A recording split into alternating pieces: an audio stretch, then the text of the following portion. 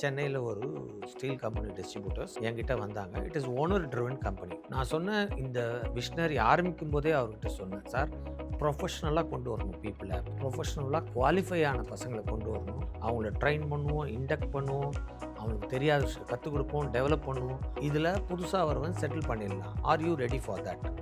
ஒரு சேல்ஸ் ஆளே இல்லாத இடத்துல ஒரு 25 பேர் எடுத்தோம். 10x சொல்கிறாங்கல்ல, அவர் 10x தான் பிளான் பண்ணார், 5x வந்துச்சு.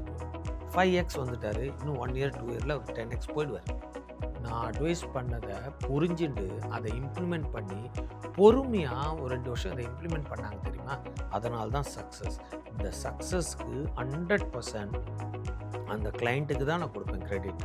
அங்கே ஒர்க் பண்ணா பாருங்கள், சீனியர் மோஸ்ட் ஆள் ஒர்க் பண்ணிட்டு இருக்காங்க, அவனுக்கு தான் கொடுப்பேனே தவிர என்னுடைய ரோல் வந்து எல்லாருக்கும் கொடுக்குற அட்வைஸு, எல்லாருக்கும் கொடுக்குற இதை நான் கொடுக்குறேன்.